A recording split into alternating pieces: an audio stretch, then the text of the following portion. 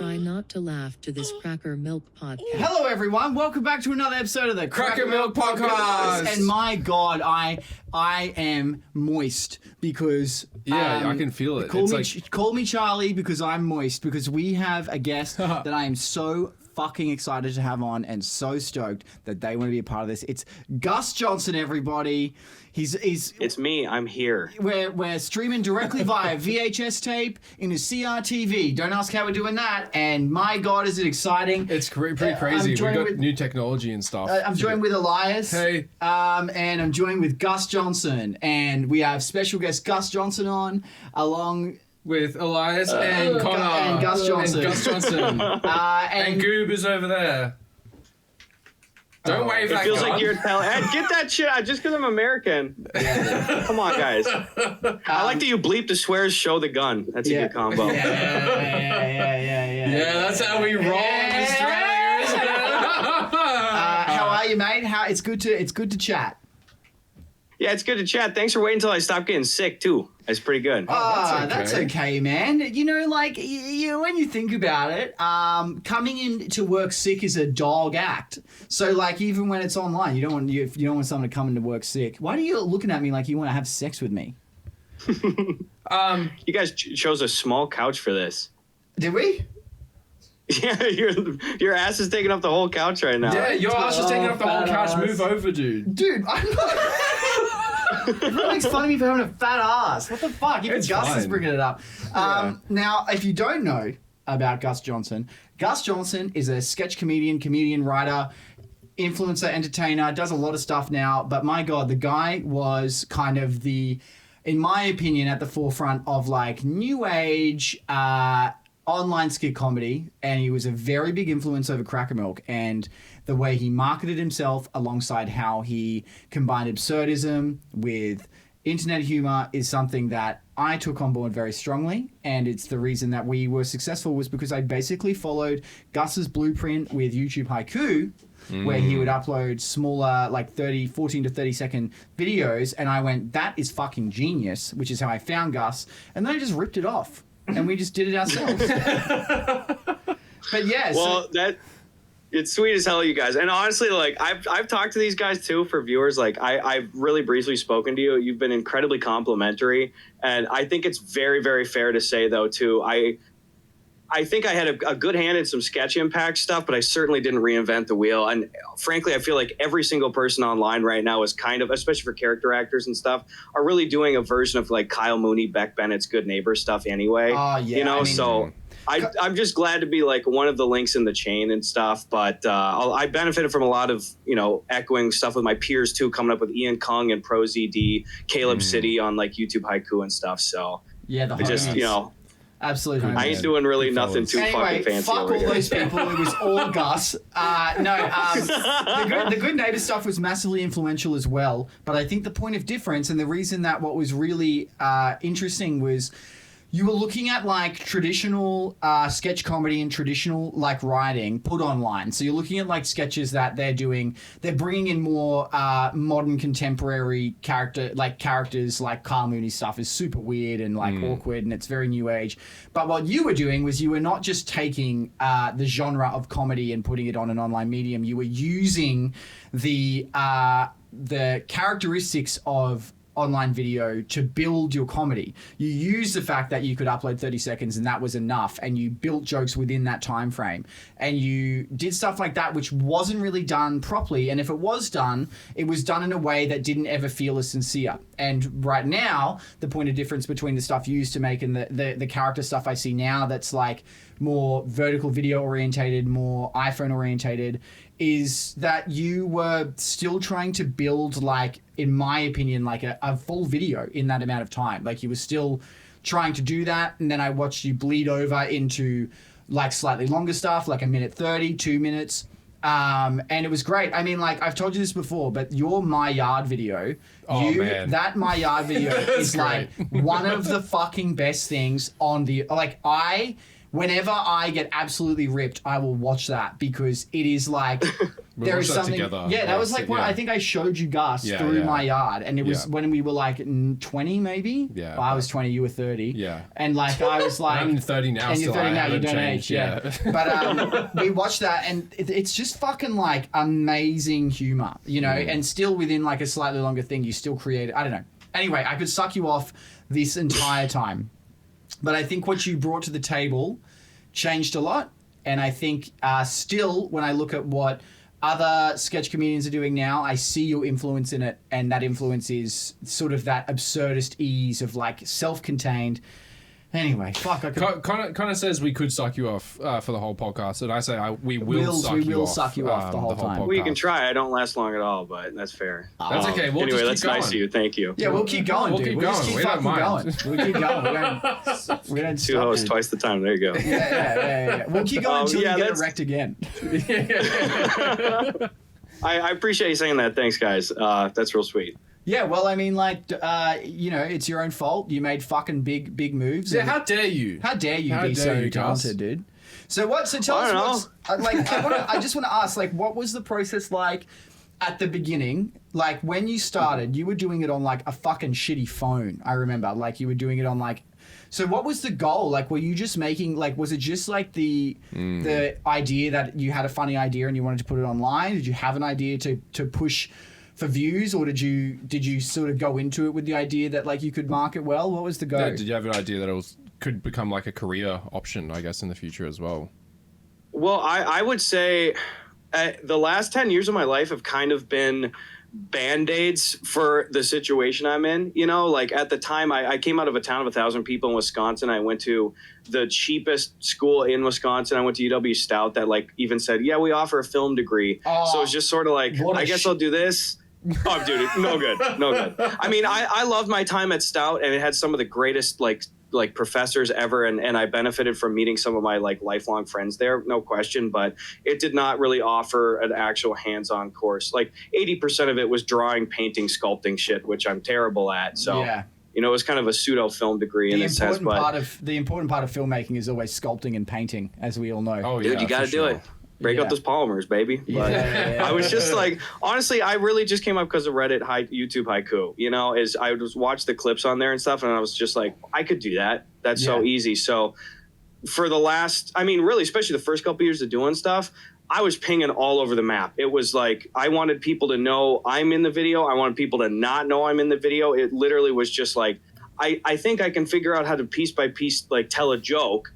But I'm not married to a format or even like a look or an aesthetic. It's just like, if you saw this in an unusual memes compilation or something, you go, that fits. So I was just trying to do that for years. Cool. And then it started to get the ball rolling a little bit. What was the point? Like, what's been so you've made so much, man. Like you've like sort of pumped the brakes a little bit. Your output is significantly less over the past couple of years. But like, what's been like the point in your like making comedy that you've had the most challenges with in terms of like creatively? Like because you did your Comedy Central stuff, that was fucking brilliant. Like Thank you. I think that stuff is so funny. Yeah. The one where you're the lifeguard that pisses on people is like that's like 70% of our repertoire is just piss jokes. So like we really resonated with that. Yeah. That is very sweet. And I hear that a lot, and I want to be instantly responsive to say, I did not write that. I had some improvisation and stuff, and I did a lot of the physical comedy in it, but that was written by a really talented writer named Hannah Dickinson at Comedy Central. I don't know if she's still with their digital team. She's hilarious. She does a lot of stand-up in New York. But Comedy Central in like 2019 did this Under the Influence thing where they brought in different creators and they just like pumped them through a system. And it was like bring in some of your ideas and plug them into a couple existing formats and shows and stuff, you know, and then also choose from this like slideshow of things of like, here's 4 concepts. Which one resonates to you on this day? And I just picked that one out of the hat. And like that has ended up being wildly successful for me. So I don't want to just go on the parade and be like, I did this. Like don't get me wrong. I'm proud. I did a lot of funny shit, but I did not create that sketch at all. Like, and if you go right now, Comedy Central re-uploaded it to their shorts page, I think 6 or 7 months ago. And it's their highest viewed short of all time. It's so stupid. funny. But back to the question, what part of what you were doing was like, what's been the most fun, I'd say, the most fun creatively? Oh man, I mean it's one of the things you already mentioned is like my yard. Like that is it. You try to pull back and look at yourself in a meta sense. You know, everyone's forgettable on the internet. I'm happy to just be a little like plink in the comedic chain as everything goes along. But I think the most blend of like character acting, originality, and presentation that I had are everything I shoot back in Wisconsin on those little like that DVX handy cam. And they're specifically like the My Yard, My Pool videos, as well as like I did a series of biblical story recreations with my siblings. Those are really funny. But I think like the kind of perfect culmination is this God's Country series that I do with my mom, where she films behind the camera. I love it, dude. I love them. So like great. Those to me read as the most kind of original and homegrown stuff I do. I do them very, very infrequently because I just don't want to like run them into the ground. But that's kind of what I like doing. And honestly, like those are at the core of kind of why I'm even able to do this. Like I had a really funny family, and every single person in my family is funny. Like I'm the oldest sibling of 2 younger brothers and a younger sister. Every single person can sing very well and is very, very funny in my family. So when I go back and I do those homegrown ones, the God's on the Roof, the God's Country, you know, My Yard stuff, that it is legitimately a family affair. It's like you got family members that are just around spitting out lines. Mom's behind the camera for half of them. So it feels the thing that I'm proud of and is the most organic is just like, it's just the Johnsons. It's really not just me. So. Make a channel called The Johnsons. Yeah. I'd love to, yeah.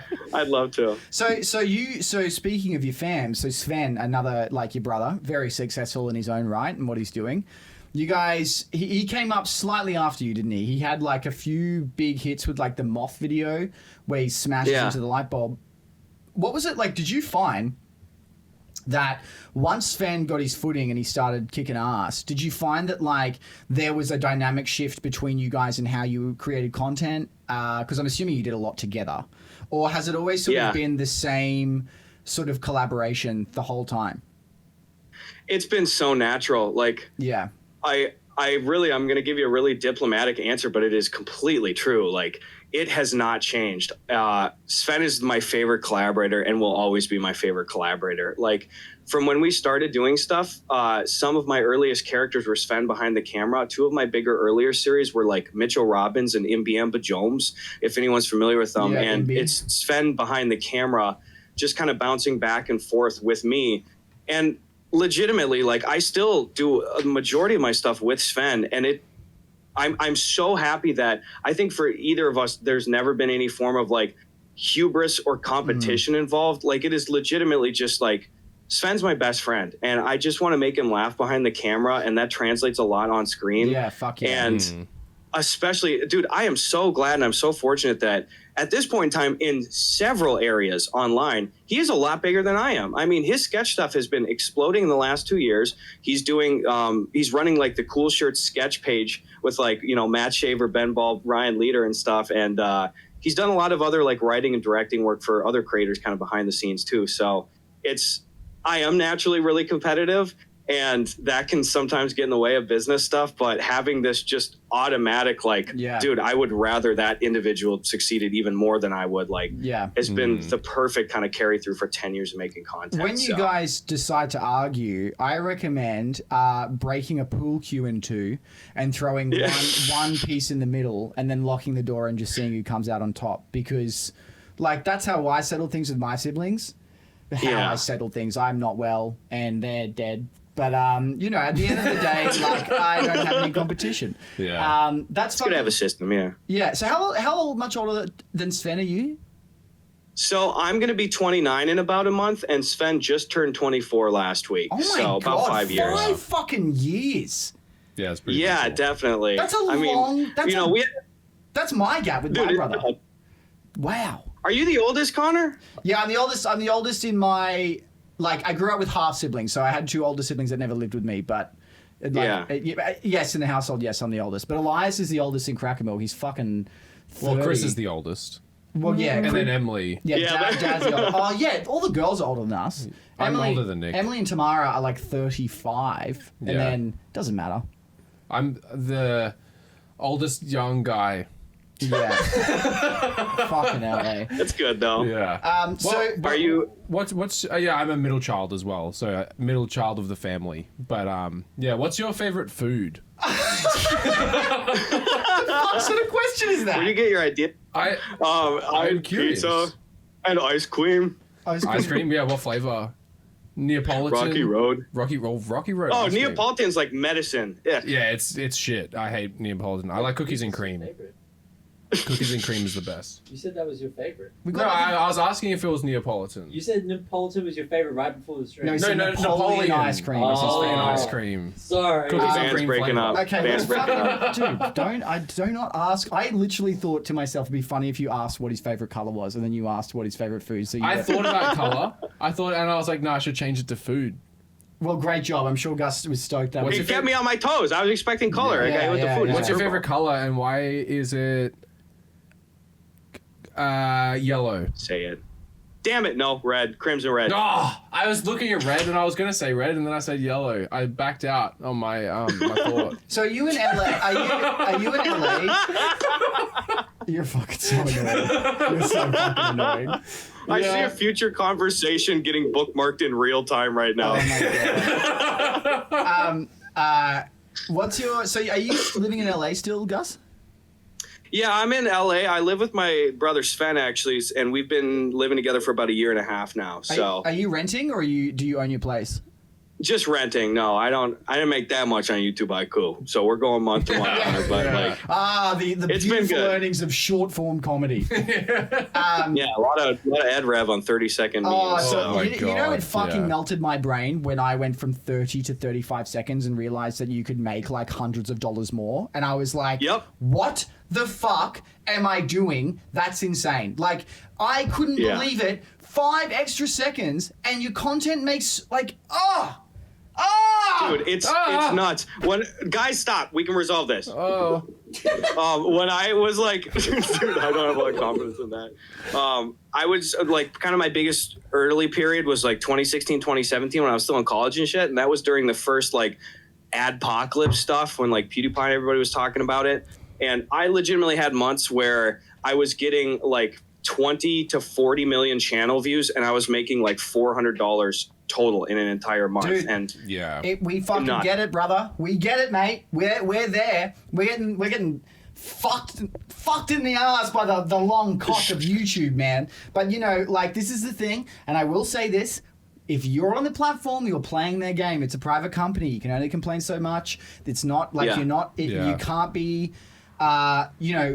You can't be mad that a private company is going, yeah, you can do whatever you want here as long as you do it our way. Like, But holy fuck am I mad? yeah, dude. Yeah. Yeah. So you're living you in gotta LA. roll with the changes. You but yeah. come from Wisconsin, and like I've spoken to a few people about LA. I've spoken to like some old like traditional TV hosts and stuff that went to LA. Is it have you met a multitude of like, are there lots of people in LA that you were just like, oh my fucking god, this place breeds the worst type of person? I was going to say, I mean- like, what kind of, like, are you talking about here? Because it's very different between Australia and America. No, I think means bad person. But there's yeah, you can if You asked me, did I run into a bunch of dinguses over here in yeah. LA once I moved out, eh? Dangai, if you will. Like yes and no. You definitely notice a way higher influx of complete douchebags, and there is this very fear-based mentality of people inherently wanting to personally and professionally vie for the attention of others, as well as adamantly display and portray and put on. This is why I'm doing this. This is going on. I'm of value. right. Like, hey, look! Don't look over my head when we're talking at a party. You know, like I'm good. That is exhausting as shit. And there are a ton of people that are like that out here, but also it's just like any place. Like you got to find a good pocket of people. Yeah. And I've kind of like bounced around in I've always had a foot in a few different general groups of people at a time: musicians, commentary people, sketch people, stand-ups, game dev friends and everybody. And I'm the groups that I'm in right now are the most honest and like kind of real people that don't have that element of putting on airs. yeah. Are not really attached personally and professionally to what number do you have going on, like what is under your belt and stuff like that. Honestly, specifically, I want to give credit to two individuals that I think have facilitated the tone of like a bunch of sketch group over here, and they're Joel Haver and Churdleys. Yeah. A lot of the friends that we have out here, like some of our best buddies for me and Sven are like Joel and Churdleys, Ryan Leader, Matt Shaver, Ben Ball, Brittany Ray, like a lot of these people that just flit in and out between everybody's sketch stuff. Yeah, we and see I just know yeah. they're everywhere, and specifically like the tone has been set by Joel and Chad of like for years, you know, despite people go up and down, people have ups and downs, you know, my stock right now is a 5 out of 10, you know, but like Chad and Joel have specifically just been like, we literally do not give one single shit what you are doing or what you've done. Are you funny? Come on in. Like these guys specifically have had like, oh, one of my roommates has like hundreds of thousands of subscribers or has worked on this television show. And then it'll be like, well, here's my friend, blah, blah, blah. He's really funny. Yeah. He's got 30 subs. Does he want to live with us? Like, it is so automatic from those people. And it's just, it's so welcoming and inclusive. And it's just, I fucking love that group of people. It was really good seeing you pop up on like the Churdleys videos and stuff. Like, because I remember watching him and seeing you pop up in a video. I was like, oh, fuck, Gus is in a Churdleys video? That's so sick. What video was Gus in? Oh, You're a liar. You're a fake fan. No, it was a while ago. It was a while ago. No, we got a bunch of them. Yeah, we did some 8th grader ones together, and then like these fake country guys as well, like Southern. We can like we see it. Like we see the cross pollination and collaboration with you guys, and how friendly everyone is. Yeah. I'd love to talk to Joel. I've spoken to him briefly. He's a lovely dude. The Churdleys guys are great, but I mean, like, it's awesome to see because we don't have. There's no community here in Brisbane, Australia, and even in like. Melbourne, the only real comedians there are like Auntie Donna, and then like you've got the Fairband boys, but they're in fucking South Australia or some shit. So like everyone's they're in the like middle of nowhere. Yeah, everyone's ages away from each other. Yeah. And you kind of hear in Australia, you're creating content in a vacuum. Like we have a couple of mates, but you're just making stuff sort of on your own. There's no real community.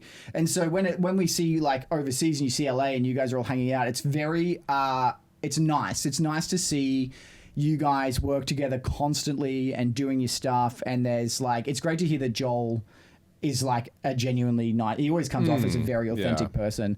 But like, it's great. I mean, also like the idea that like what's relevant is, are you a funny person? Like, are you creating? Like, are you funny? Is inherently the most valuable part, and that's something I mean we have always done. Like Goob.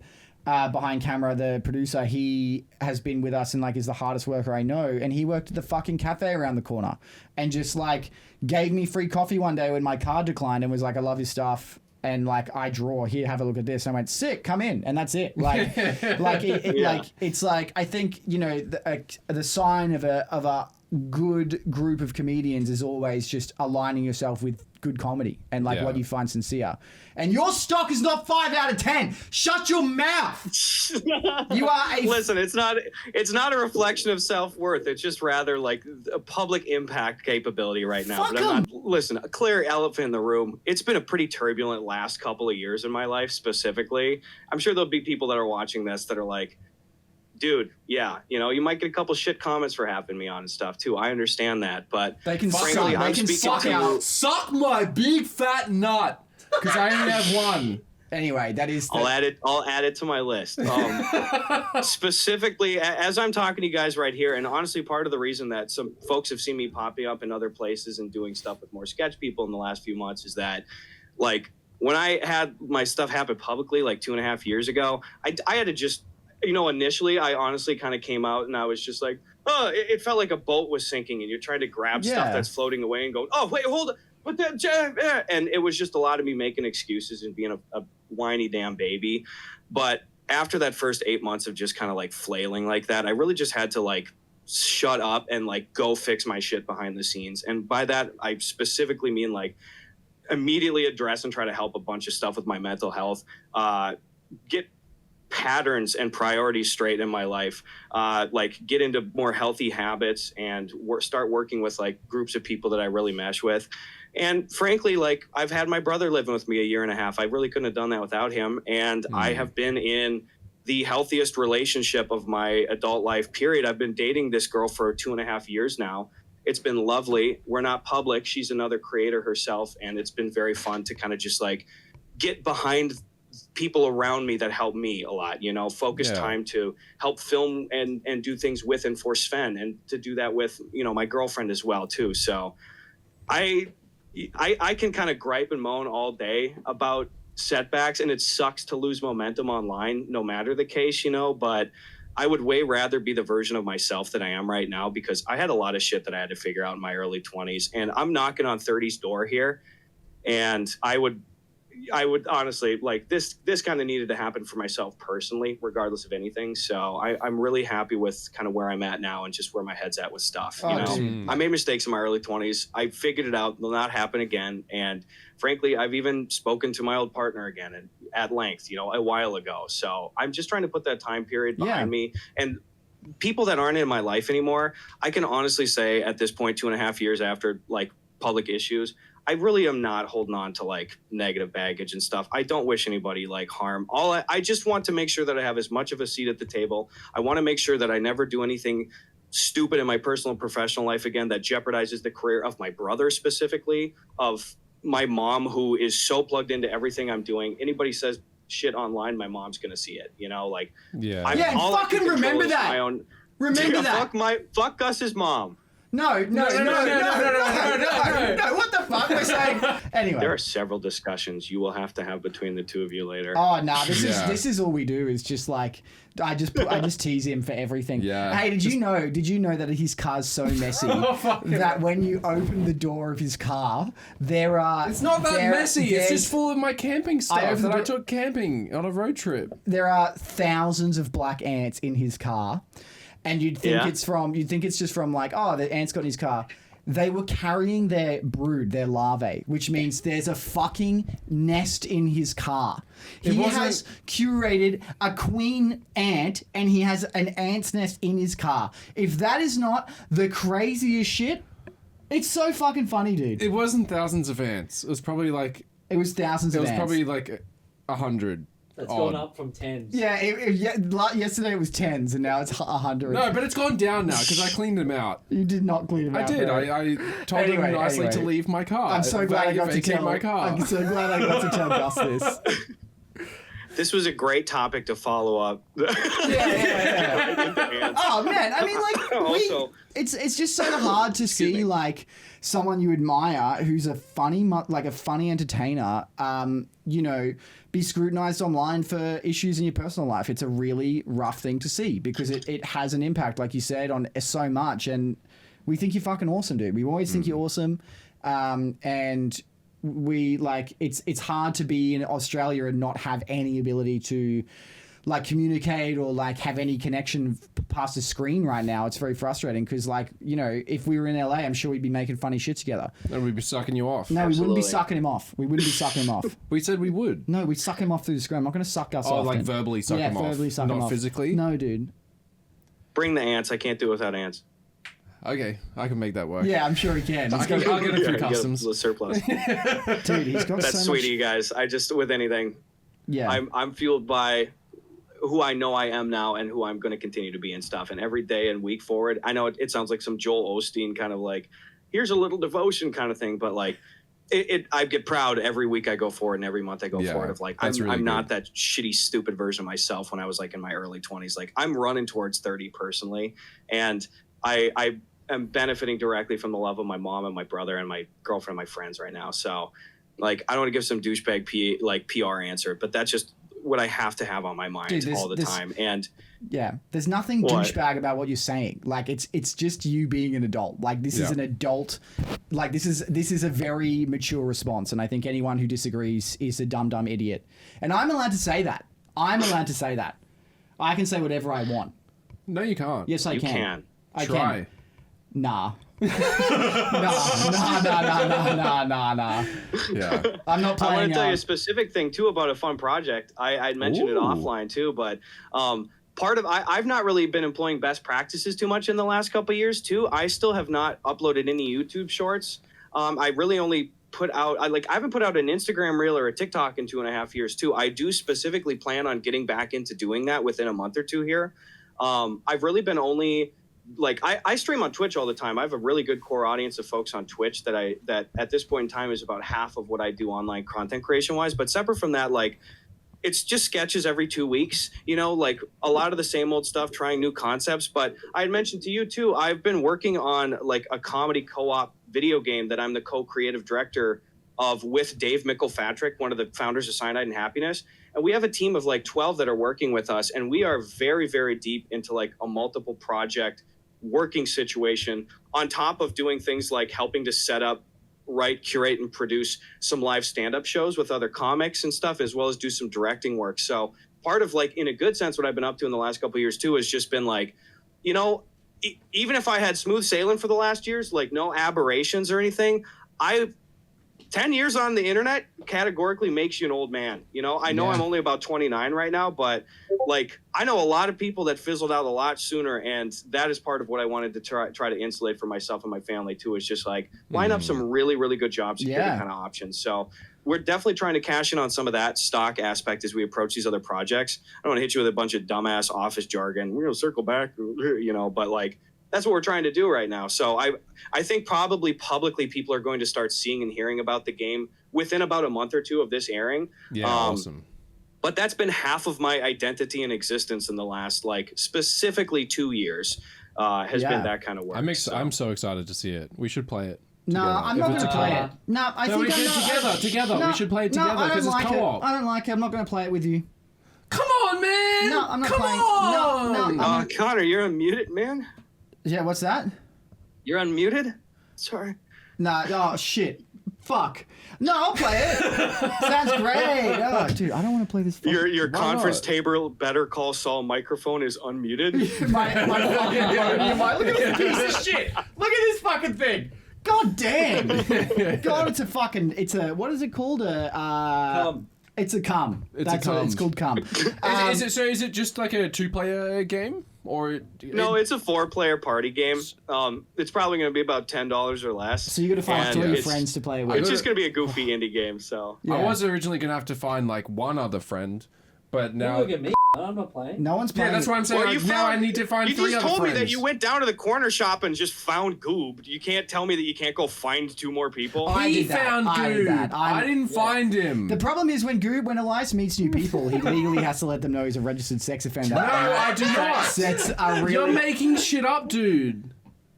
Am I? Yes. Have you told Gus the truth? I'm a sexual defender. I'm not a sexual offender, okay? I defend people from sexual offenses. I don't think they have different positions on the team like that. Yeah. They do. They do. He's a he knows. Yeah, no, they do. No, they do. There's a lot going on. They are, like, you say that they're on the same team, kind of in a way, like they're on the same register. Not registries, but like Oh, what registry are you with? Oh, the sex offender registry. No, the sex defender registry. Are we good? We rolling? Yeah, I just wanted to ask a lighthearted question. And, you know, really proud of you and stuff. Now, how did 9/11 impact you? sorry, don't answer that. Or do if you've got a story about it. I have several thoughts on that. Thanks for clearing the way here. No, don't fucking encourage him to talk about 9/11. I'm not encouraging him. Yes, I'm just you saying are. if he wants to, he can. No, you're not allowed to. He's giving me a platform too. Yeah. No, we all know what happened on 9/11. Don't deny him talking about 9/11. What if he wants to talk about 9/11? Oh, yeah. Didn't happen. Didn't happen. What? Can I ask a question? That is the question. That's the only. You're allowed to ask one question. Don't answer that then. Okay. Can I ask? No, I'm just curious what it was like moving from like 1,000 kind of population town was it Wisconsin to LA? Yeah, like, Wisconsin. What was the like kind of? Did you have like much cultural shock kind of going between? I did. Well, that's why I shook everybody I met. Yeah. Excuse me, still a little sick. No, I did. The biggest thing is like nothing fell in the middle ground. Everything was extremes. So the stuff that I missed from Wisconsin sucked, and then the stuff that was exciting about LA was like, yay, never had this before. Like the best, most surface level stuff ever is like the food rocks. Fuck New York. I don't care. this is the best food capital of the world. We have the best versions of absolutely everything is here. That was incredible. Like, we regularly go to these little cheap soup and meat skewer spots in Koreatown with friends. I love all of the food out here. Also, it's kind of just in a general sense, it is nice being largely on the same page, regardless, societally, politically, anything, like with people around you is kind of a nice thing. It is nice to just like see inclusivity and just options for a lot more people compared to like a super, super, super deep red conservative like town in the middle of nowhere. That's awesome. The thing is, between LA and Wisconsin though, dude, I this is somebody else's phrase. I don't know whose it is, and I'm going to butcher it. But in the Midwest, people are kind, but they're not nice. And out here, people are nice, but they're not kind. And specifically what I mean about that is like, you know, there's a lot of people in Los Angeles that I'll go around, and it's like, people are just accepting of different folks. That's great. You know, people largely are mentally, politically on the same page. That can be nice. People out here don't give one goddamn shit about you. People are so angry out here. Everybody talks a goddamn big game out here, and almost nobody does shit. When I talked earlier about like Ryan Leader, Churdley's, Joel, those guys, like cherry-picked examples of people out here that are like, oh, I'm going to go out of my way, even if this person is not a friend, to be kind to somebody, to include somebody, to like go just do help when the cameras aren't rolling and stuff, like separate from content creation. That is rare as hell out here. Everybody's in their own lane, got their head down, and just like, so many people out here just suck. I hate it. They suck. Back home, I might have people that'll like, here's a shitty joke, like my uncle characters I always do, like, here's just some shitty, dumb stuff. But it's like, oh, did your grandmother die or something? Well, I'm just going to automatically show up for 2 months and give you casseroles. You know, did a storm come through? Like, and there's trees down, and we argued on Facebook last week. I've got to go help a guy get his stuff out. You know, I got to go clear out the driveway. It's automatic. I've actually heard that. I've heard that about LA, that like everyone's very much in their own game. Like everyone's doing their own thing, and it's very selfish in how you operate. Like it's all transactional, those relationships. So it's cool that like the sketch comedy like scene right now is very supportive, particularly like, I don't know, like with YouTube, my opinion is like the only fucking content going viral right now is either a video essay, like a 2-hour video essay on something, or a commentary channel, like someone sitting in front of a thing and having an opinion on shit. And it'll be like having an opinion on something major or having an opinion on the most insignificant thing, but or like not having an opinion at all. Like most critical.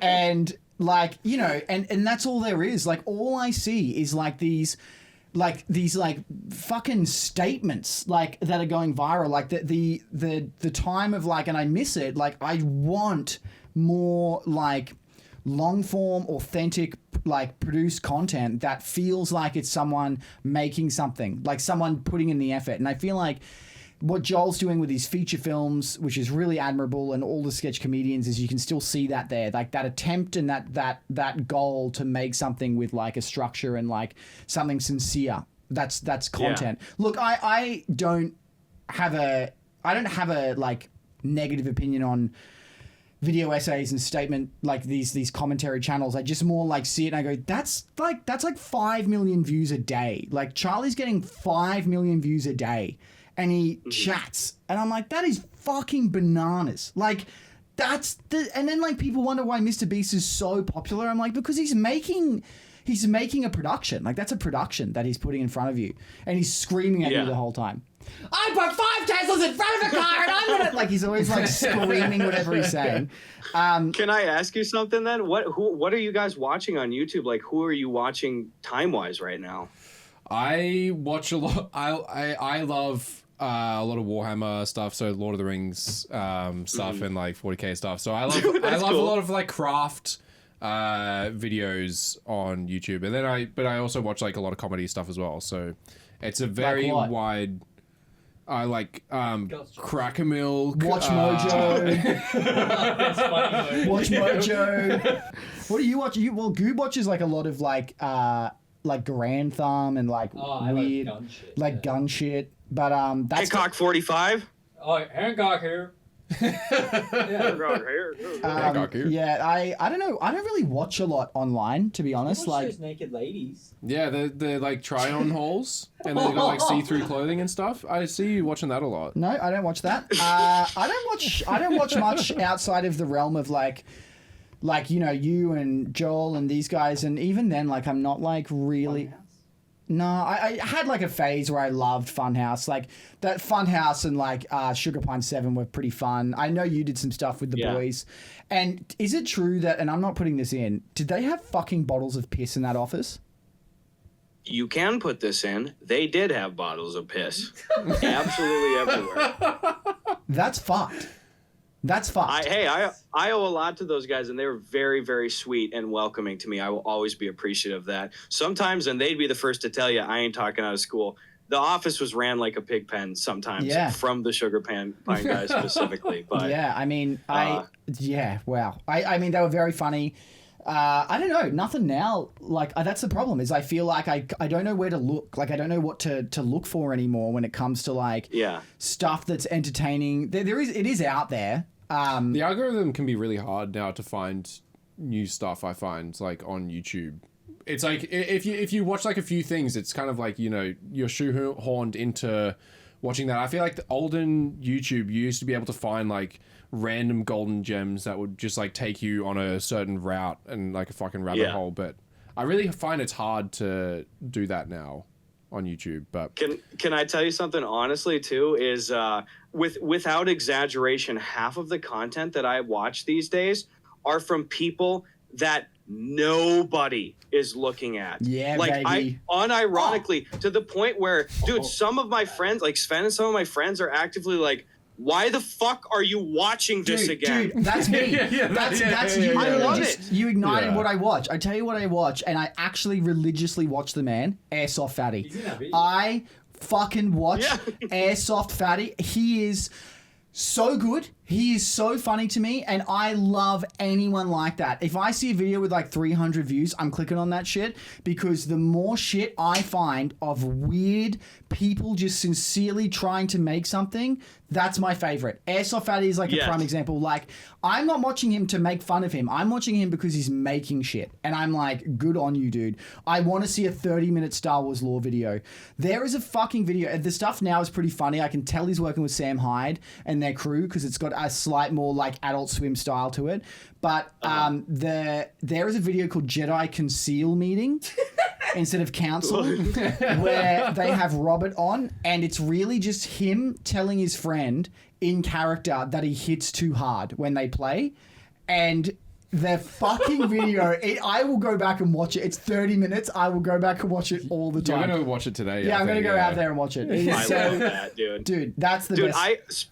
I'm not trying to even go like do the organic route of like, well, my milk is even more like I'm saying, bro, nobody has heard of the people I am watching. Right. Like they are, without exaggeration, people that get 2 to 15 views on their stuff is half of what I watch.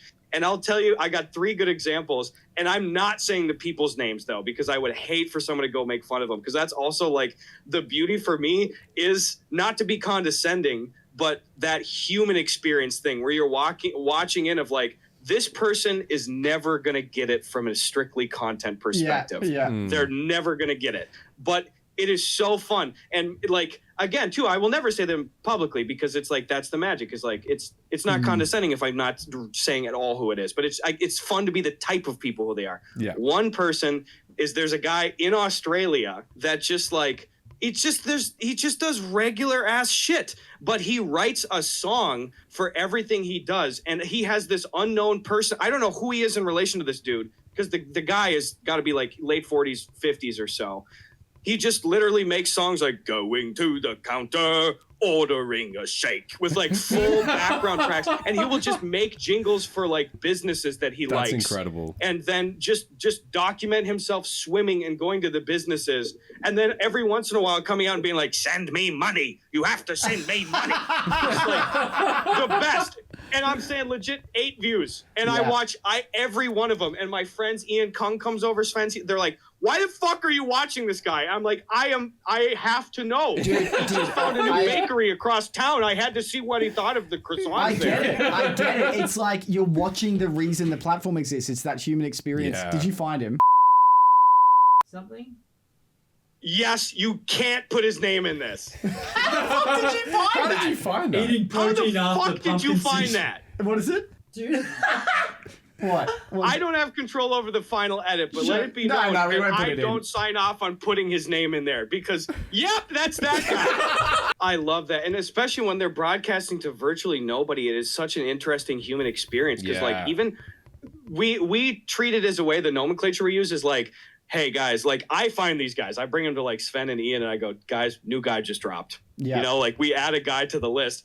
And it's always like, these people are treating it as though the world is hanging on to every single thing that they do. Yeah. I found another one that I loved. There was this guy that lives in really, really rural Canada, and he came out right away. I saw he was like in his yard doing laps, just smoking cigarettes.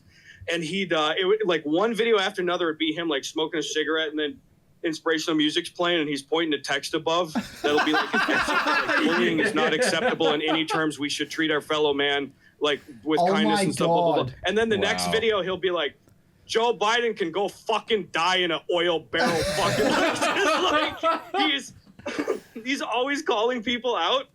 And then it would literally be like 50-50. Guys, we got to be nice to each other. And then liberals need to die. It is yeah, dude. In Australia, like Goob calls them when he shows me them. Goob calls them rare pulls. Like Yeah, he's right. like, I found a rare pull, and it'll be like it'll just be like this. Well, dude, cringy it was so funny because then the same guy, he had like a week where he let in and he was not joking. He goes, listen, I don't understand this. I don't know if you guys have heard of this term. It's a sex term. It's pegging. I don't want it. I don't want to be pegged. I don't understand that. I don't want my wife or anybody to peg me. That would suck. That would be the worst. And he's not joking. Like, just these curveballs out of nowhere. Another one I love was I found, this is most of what I showed up to present today to the class. That's fine. Yeah, no, this is the great. shit we love. This is Another one I awesome. found, there's this guy who is in his 50s and he puts on the like big eye Snapchat filter, you know, and he just tells street jokes, you know, like what's a chicken's favorite thing? He'd put on a voice and then blah, blah, blah, blah.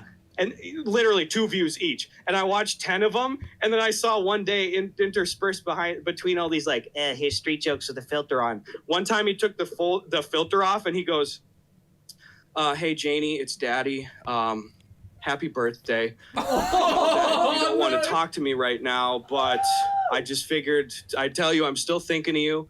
I love you, and I'm really proud of the young woman that you've turned into. Oh my fucking god, dude. Oh no! Log off, dude. Velma we saw. Oh, so there's a guy that we found, and he's like the same. Like no one really watches him, and he's like clearly a bit mentally not all there. But he dresses up like a detective, like a cop, and he'll film himself like making fake arrests and like catching people on his speedo, which is like his speedometer, but it's like it'll be like a fucking Nerf gun.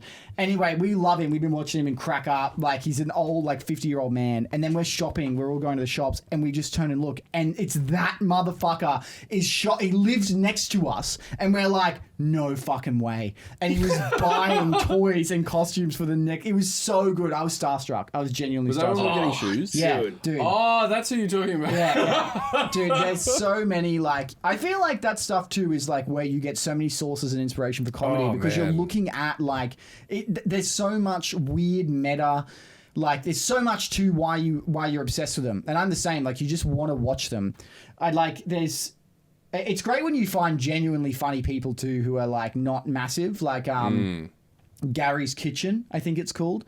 And it's a dude making like, he shoots like a very straight deadpan like cooking videos, but he does things like, we'll make a Big Mac, but we'll use sandwich bread. So you need to tear your sandwich slice into a circle. So I'm going to use this peanut butter cup to trace a circle around it with black Sharpie. Like just like the dumbest fucking things you could think of. The Sharpie on the bread. Yeah, it doesn't make any sense. There's one guy that's been popping up on my feed. Yeah. It's like I think he might be in LA, but he gets like 20, 30 views, like a YouTube short kind of thing. But it's this guy with like a fuckload of crystal necklaces around. You've seen this guy, and he just. Wait, have you? Yeah. Does he have curly black hair? Yes. And does he talk to the camera? Yes. Like yeah. Oh, how the hell have we got that same guy? I know. Nobody's watching that guy. I see him all the time. I love him. I think. He literally, I mean, I know if you've seen him, he goes, if you have a bad day, one thing you can do to take out that badness on others is take a cup of ice and pour it into the yard. Yes. This will get rid of the spirits. Oh my God. Like, if you know him, that's a good impression of him. Yeah, that is the perfect impression. That is incredible. Like, that's fucking crazy. Because he doesn't get nuts. hardly any views, and he's fucking so There's good. like 20 views. One of them's Gus, one of them's you. Another view will be like fucking Mr. Beast, Philip DeFranco. It's just everyone watching him is like very established. And half my the comments God. on him are like, no, it doesn't. That doesn't work. He tells people like, go get some toothpicks and throw them into the air. This will dispel the spirit. They're like, that's horseshit. That's fake. That does not work. If you've got Dude, someone that with is a it. problem in your life, try wearing an onyx around your neck. It gets rid of the negative spiritual energies that they're presenting to you. It's fucking great, It's literally dude. that. Oh my God. I can't tell you how tickled I am that we have an overlap of one of our guys. I would have not thought that this was on. I love that I love that you call them. Love that you call them our guys. Like, because everyone has a belt of people they watch. Their secret This is source. just my cabal of X-Men. Shouting So into the void. you're gonna do shorts, right? Are you gonna shoot? When you do shorts, you're gonna start shooting vertically. You're gonna start like reframing stuff. What's your plan? I'll do some of both. Like both on my channel and then stuff I've created like sketches for other, whether it's Comedy Central, Funny or Die, other things. I have made over 1,000 sketches at this point in my career, so I'm gonna repurpose some. Yeah. And then I honestly already have banked a ton of like just vertical form stuff, and I have a master list going right now of about 60 ideas that I know are like I can just shoot these very brilliant. quick oneers Yeah, nice. and put them up. So have you guys been going hard on that? Because I'm an old man. I still watch everything on YouTube, so I just see your sketches on YouTube. We pretty much like have like our audience growth has almost been like I'd say 80% YouTube shorts. Yeah. Like on Yeah. YouTube, it is fucking insane the growth you get from shorts in terms of like returning audiences and I'll follow you and I'll watch everything. And like our widescreen like landscape skit content is definitely like our bread and butter. We love that. But we shoot like vertical shorts purely for shorts as well as like reframes, and they like consistently overperform compared to stuff. It is so worth it, man. Like it is just like it's annoying how if like our most viewed video landscape wise is 7 million views. Our most viewed short is 55 million views. Like it is like Yeah, dude. it is just insane. We don't see the same return on Instagram and TikTok. I mean, TikTok is a fucking weird beast. Instagram is just a bit more like you can just tell what content's going to do well on Instagram. It's got a different tone to it. I think like someone like Mitzi, I'm sure you know Mitzi Anderson. She is Dude, she is a fucking king at character acting. It's insane. And she's really nailed the sort of content that's going to go viral. Like her way of like looking for viral cringe content and then replicating it is a genius thing that like just consistently works. Like she constantly is like always on my feed all the time.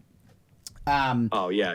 But yeah, it does help a lot. Like honestly, like I think you'll find like a massive surge just from doing it because people just want to see it all the time. Yeah, I'm looking forward to it. And I gotta say legitimately too, this is both praise but also just objective categorically.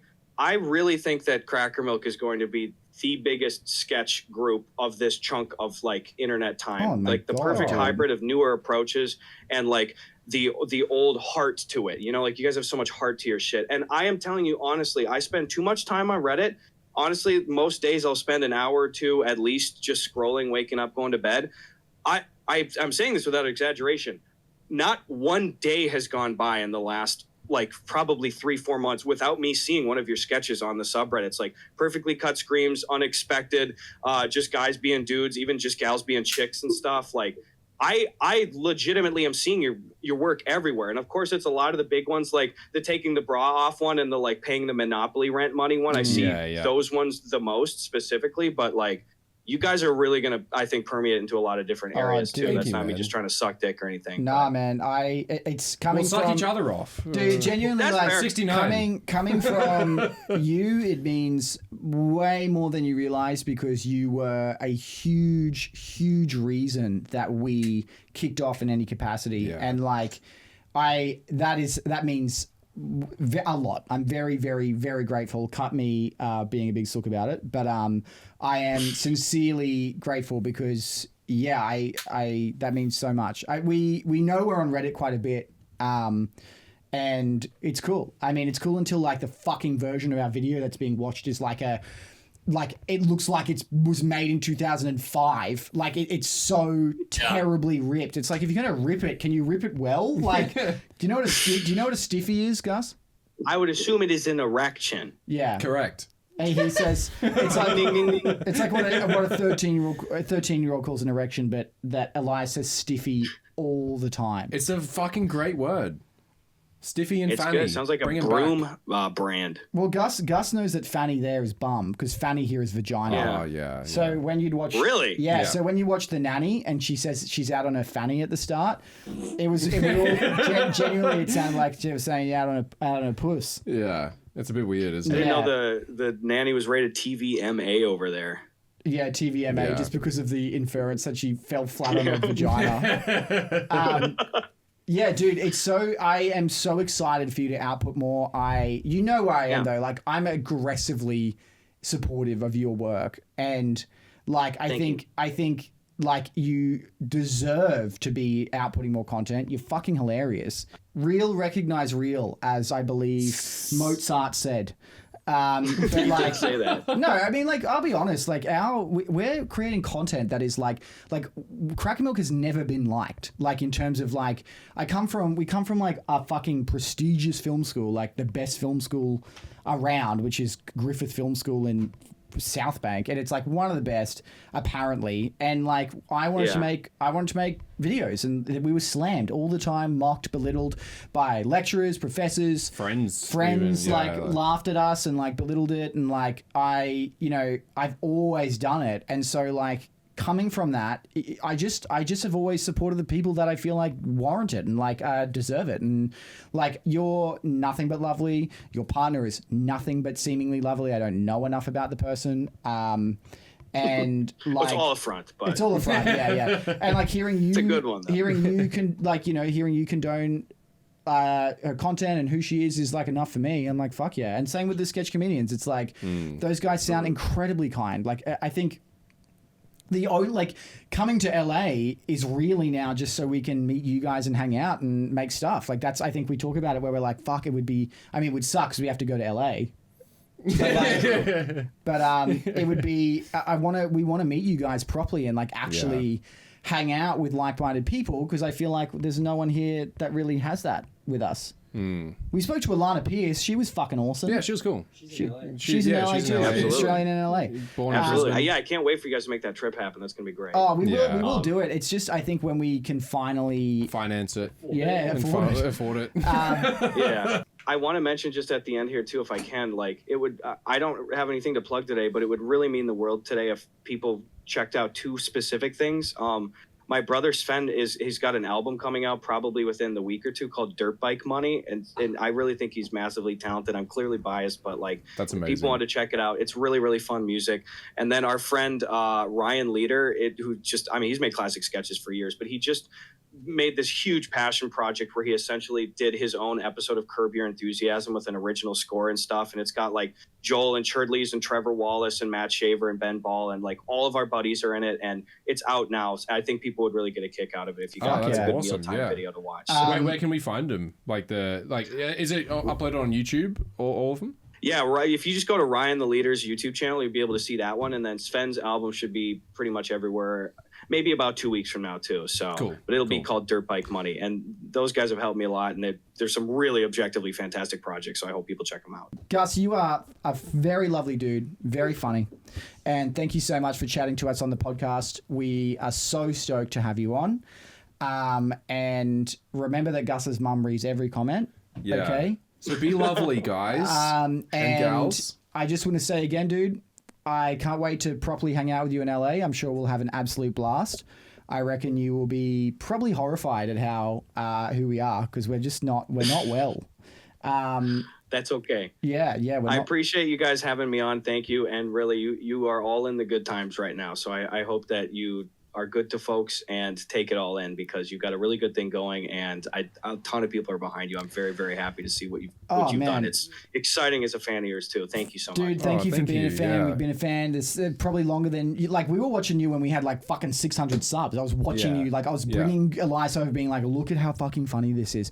I remember your video of you. It was the No Milk in the House song.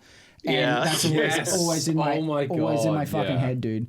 And Primitive Technology Rocks, where I don't know who it is that comes out and screams "hey" at you and you run away. But that moment is always in my. I mean, and you threatening your cat with a rock is like up there. But my God, that is funny shit. Anyway, we love you lots. If you want to check out the full, unedited, uncut version of this podcast, make sure you go to the CrackerMilk Patreon. All the swears are gone.